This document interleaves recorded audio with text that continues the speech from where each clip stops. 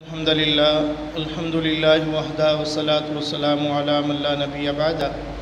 أشهد أن لا إله إلا الله وحده لا شريك له وأشهد أن محمدا عبده ورسوله أما بعد أعوذ بالله من الشيطان الرجيم من حمده ونفثه ونفخه بسم الله الرحمن الرحيم واعلموا أنما غنمتم من شيء فأن لله خمسه وللرسول ولذي القربى واليتامى والمساكين وابن السبيل اور جان لو جس قسم کی بھی تم جو کچھ بھی غنیمت حاصل کرو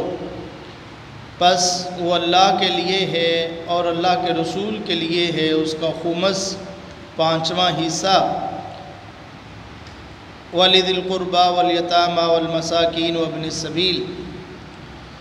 یہاں خالق کائنات رب ارض و سما اس مال غنیمت کا تذکرہ فرما رہے ہیں جو جنگ جدال قتال کے بعد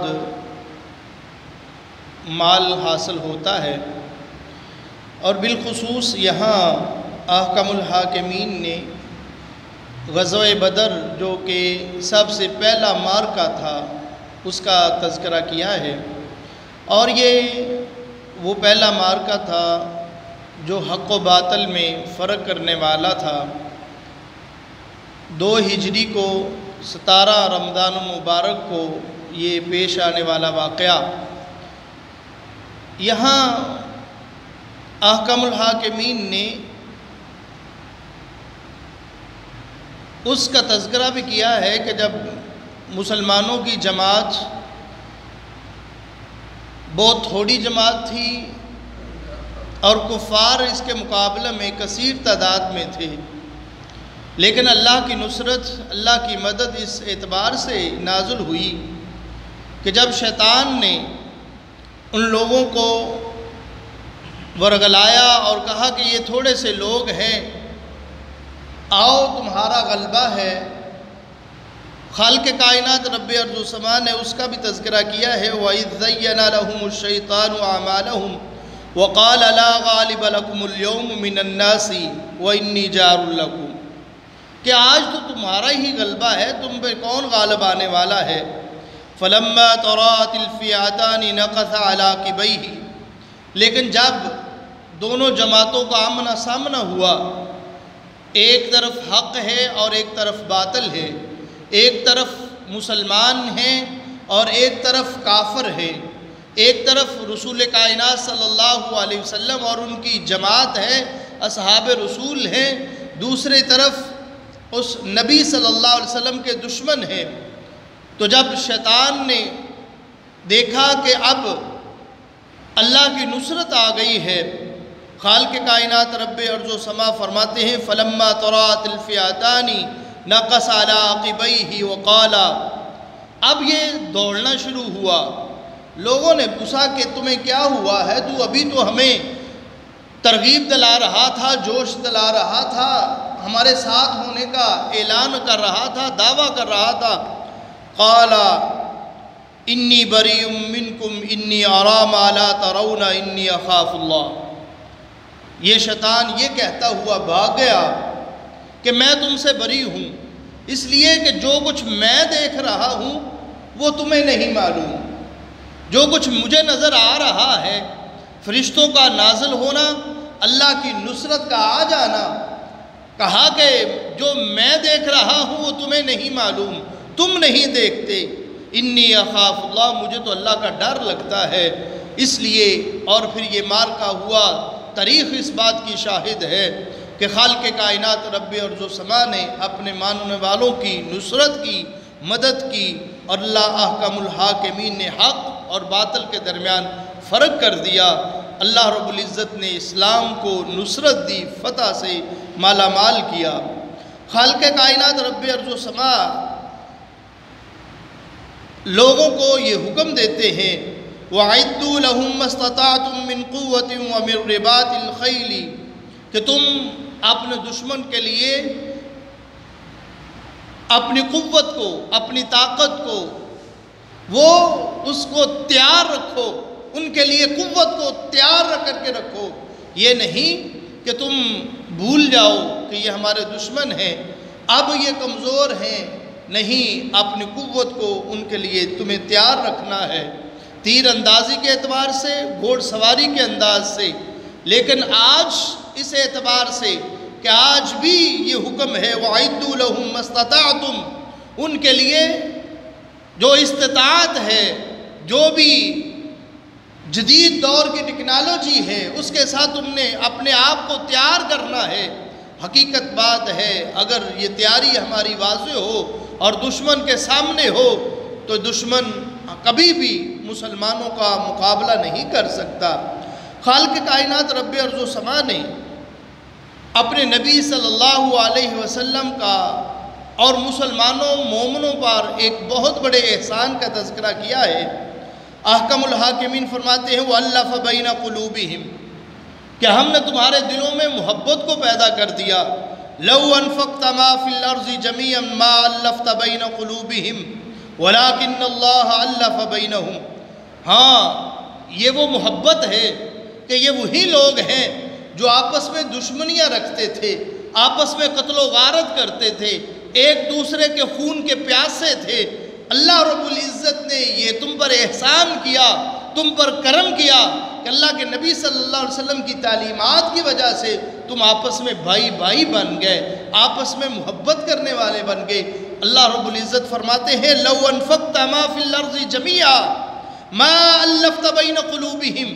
اگر تم دنیا کی ساری چیزوں کو جو کچھ دنیا میں ہے اس کو خرچ کر ڈالو، پھر بھی تم کسی دوسرے کے دل میں محبت پیدا نہیں کر سکتے۔ وَلَكِنَّ اللَّهَ أَلَّفَ بَيْنَهُمْ، یہ تو اللہ کا فضل ہے، یہ اللہ کا احسان ہے کہ اللہ رب العزت نے تمہارے دلوں میں محبت کو پیدا کر دیا، وگرنہ آپ جانتے ہیں کہ عرب کا ماحول اور اللہ کے نبی صلی اللہ علیہ وسلم کی بعثت سے پہلے کا ماحول کیا تھا؟ قتل و غارت عام تھی، ایک دوسرے کو خون کے پیاسے تھے، مال کے چور لٹیرے تھے، عزتوں کو تار تار کرنے والے تھے۔ اللہ رب العزت فرماتے ہیں اور صحیح بخاری کی روایت ہے، جب غنام حنین کا موقع آیا تو اللہ کے نبی صلی اللہ علیہ وسلم نے انصار کو خطاب کیا تھا اور یہ فرمایا تھا کہ اے انصار کی جماعت، بتاؤ تم وہی لوگ نہیں ہو کہ تم صحیح راستے سے بھٹکے ہوئے تھے، گمراہ تھے، تو اللہ رب العزت نے میرے ذریعے تمہیں راہ راست کو لا دیا۔ کیا تم وہی نہیں تھے جو تنگ دست تھے؟ اللہ نے میری وجہ سے تمہیں خوشحال کر دیا۔ کیا تم وہی لوگ نہیں ہو کہ جو آپس میں دشمنیاں رکھتے تھے، ایک دوسرے کے خون کے پیاسے تھے؟ میری وجہ سے اللہ رب العزت نے تمہارے دلوں میں محبت کو پیدا کر دیا۔ یہ انصار سن کر کے آگے سے جواب دے دیتے تھے اللہ و رسولہ آمنا، ہاں یہ اللہ اور اس کے رسول کی وجہ سے ہے کہ اللہ نے ہمیں پر احسان کیے ہیں۔ یہ اللہ رب العزت کا بہت بڑا احسان ہے کہ اللہ رب العزت نے ان کے دلوں میں محبت کو پیدا کر دیا ہے۔ خالق کائنات رب ارض و سما نے اصحاب رسول کا تذکرہ کیا ہے۔ وہ اصحاب رسول کو مختلف آیات میں بار بار ان کا یہ تذکرہ کرتے ہوئے احکم الحاکمین فرماتے ہیں والذین آمنوا، وہ لوگ جو ایمان لائے، وہاجروا اور ہجرت کی، وجاہدوا فی سبیل اللہ اور انہوں نے اللہ کے راستے میں جہاد کیا، والذین آووا ونصروا اور انہوں نے ایک دوسرے کی مدد کی، جگہ دی، اولئک هم المؤمنون حقا، یہ ہیں وہ حقیقی مومن ہیں، لہم مغفرت ورزق کریم، ان کے لیے مغفرت ہے، ان کے لیے بخشش ہے اور ان کے لیے اللہ کے ہاں رزق کریم بھی ہے، عزت والا تکریم والا رزق بھی ان کو دیا جائے گا۔ یہ خالق کائنات رب ارض و سما ان لوگوں کی بات اور تذکرہ فرما رہے ہیں جو اللہ کے نبی صلی اللہ علیہ وسلم پہ ایمان لائے اور اصحاب رسول کی جماعت کے بارے میں اللہ ان کے حقیقی مومن ہونے کا اعلان فرماتے ہیں اور ان کے لیے مغفرت کا اعلان فرماتے ہیں، ان کے لیے اجر عظیم اور رزق کریم کا اعلان فرماتے ہیں۔ گویا اور یہ وہی اصحاب رسول ہیں جن کے ایمان کو خالق کائنات رب ارض و سما نے فَإِنْ آمَنُوا بِمِثْلِ مَا آمَنْتُمْ فَقَدْ اهْتَدَوْا، ہمارے لیے کسوٹی اور معیار قرار دیا ہے کہ تمہارا ایمان اس طرح ہونا چاہیے جیسے میرے نبی کے اصحاب کا ایمان ہے، وہ تمہارے لیے آئیڈیل اور نمونہ ہونا چاہیے۔ خالق کائنات رب ارض و سما آگے جو صورت جس کا نام سورۃ توبہ ہے، یہ وہ صورت ہے جس کی ابتدا میں بسم اللہ الرحمن الرحیم نہیں ہے، باقی ساری صورتوں سے پہلے بسم اللہ ہے۔ اس کی کئی وجوہات ہیں جو محدثین نے لکھی ہیں، ان میں سے سب سے جو قریب وجہ ہے اس میں ایک یہ ہے کہ یہ اصل میں سورۃ الانفال کا ہی حصہ ہے۔ یہ جو آگے بیان آ رہا ہے وہ اصل میں سورۃ الانفال کا ہی حصہ ہے، اس کو جاری رکھا ہوا ہے، اس لیے اس کے شروع میں بسم اللہ الرحمن الرحیم نہیں ہے۔ اور بھی اس کی وجوہات ہیں لیکن وقت کے اختصار کی وجہ سے یہ ایک ہی وجہ ہے۔ خالق کائنات رب ارض و سما نے آگے چل کر ان لوگوں کا تذکرہ کیا ہے کہ لَقَدْ نَصَرَكُمُ اللَّهُ فِي مَوَاطِنَ كَثِيرًا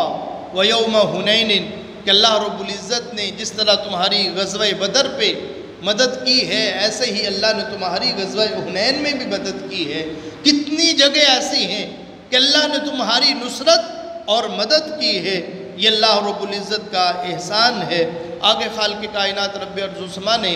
یہودیوں اور عیسائیوں کے عقیدے کا تذکرہ کیا ہے۔ وقالت الیہود عزیر ابن اللہ، کہ یہودیوں کا عقیدہ تھا کہ عزیر وہ اللہ کے بیٹے ہیں۔ وقالت النصارى المسیح ابن اللہ، اور عیسائیوں کا عقیدہ تھا کہ وہ عیسیٰ علیہ السلام اللہ کے بیٹے ہیں۔ اللہ فرماتے ہیں ذَلِكَ قَوْلُهُمْ بِأَفْوَاهِهِمْ، یہ لوگوں کی منہ کی باتیں ہیں، حقیقت میں یہ نہیں ہے۔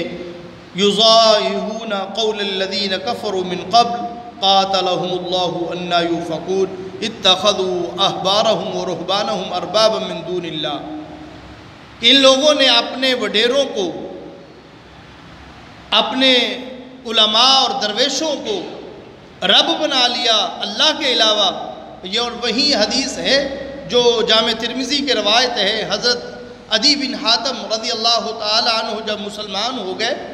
تو اللہ کے نبی صلی اللہ علیہ وسلم سے سوال کرتے ہیں کہ یا رسول اللہ صلی اللہ علیہ وسلم،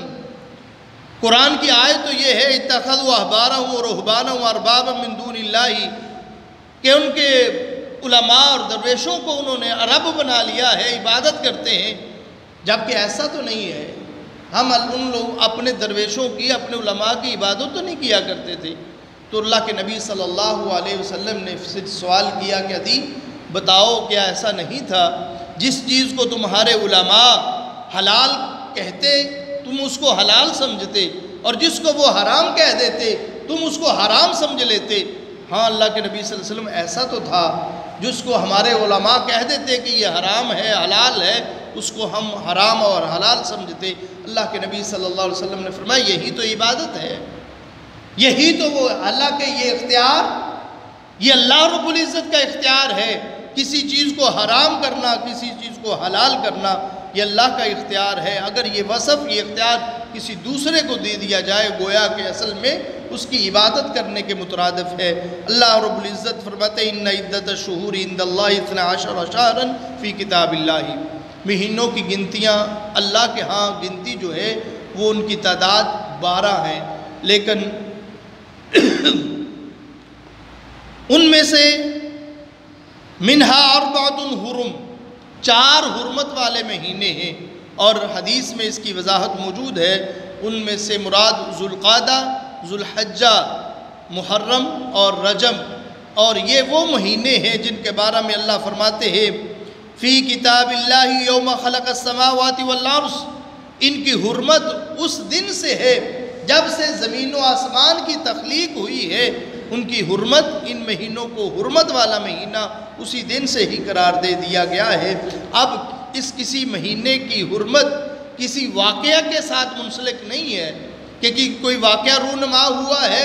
اس واقعہ کی وجہ سے اس مہینے کو حرمت والا بنا دیا گیا ہے، جبکہ حقیقت یہ ہے کہ اللہ رب العزت نے ان کو حرمت والا اسی دن سے ہی قرار دیا ہے جب سے زمین و آسمان کی تخلیق ہوئی ہے۔ خالق کائنات رب ارض و سما آگے منافقین کا تفصیل کے ساتھ تذکرہ کرتے ہوئے فرماتے ہیں استغفر لهم او لا تستغفر لهم ان تستغفر لهم 70 مرہ فلن یغفر اللہ لهم کہ منافقین کا جرم اتنا بڑا جرم ہے کہ اے نبی صلی اللہ علیہ وسلم آپ ان کے لیے استغفار کریں یا نہ کریں، میں اللہ ان کو معاف نہیں کرنے والا۔ اگر ان کو 70 مرتبہ بھی آپ اس کے لیے معافی مانگے، استغفار کریں، پھر بھی میں آپ ان کو معاف نہیں کروں گا۔ اور یہاں سے 70 مرتبہ سے مراد یہ ہے کہ کثیر تعداد میں بھی آپ ان کو معاف کریں۔ اور آگے چل کے اور اسی آیت کے مستاق جب عبداللہ بن ابی منافق اس دنیا سے جا رہا تھا تو ان کا لخت جگر جن کا نام بھی عبداللہ تھا وہ اپنے باپ کے لیے اللہ کے نبی صلی اللہ علیہ وسلم کی خدمت میں حاضر ہوا کہ یا رسول اللہ صلی اللہ علیہ وسلم آخر میرا باپ تھا، منافق تھا، لیکن آپ اس کا نماز جنازہ پڑھا دیجئے اور اس کو اپنا کرتا پہنا دیجئے۔ اللہ کے نبی صلی اللہ علیہ وسلم نے اپنا کرتا اس ابی منافق کو پہنایا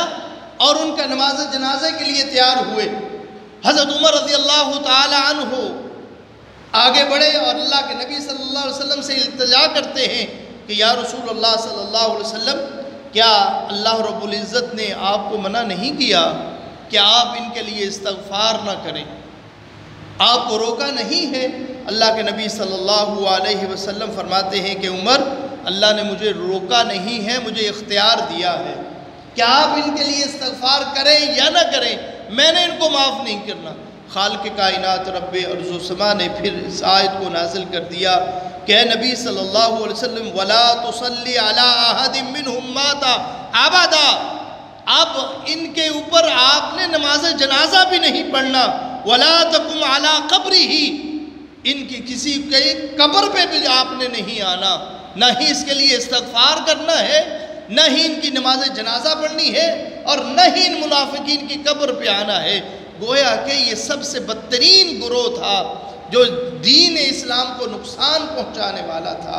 اور ان میں سر فہرست عبداللہ بن ابی منافق۔ لیکن اللہ کے نبی صلی اللہ علیہ وسلم کی رحیمی اور کریمی کو دیکھیے کہ اللہ کے نبی صلی اللہ علیہ وسلم فرماتے ہیں اگر اللہ رب العزت مجھے یہ فرما دیتے کہ 70 مرتبے سے زائد آپ توبہ کریں، استغفار کریں، تو میں محمد صلی اللہ علیہ وسلم 70 مرتبہ سے زیادہ اس کے لیے استغفار کر دیتا۔ لیکن خالق کائنات رب ارض و سما فرماتے ہیں وَلَا تُصَلِّ عَلَىٰ أَحَدٍ مِّنْهُمْ مَاتَ أَبَدًا وَلَا تَقُمْ عَلَىٰ قَبْرِهِ إِنَّهُمْ كَفَرُوا بِاللَّهِ وَرَسُولِهِ وَمَاتُوا وَهُمْ فَاسِقُونَ، اس لیے کہ ان کا جرم یہ ہے یہ اللہ اور اس کے رسول کے ساتھ کفر کرتے رہے ہیں، اور اس وَمَاتُوا وَهُمْ فَاسِقُونَ، اور ان کی موت بھی اس کفر پہ آئی ہے۔ تو یہ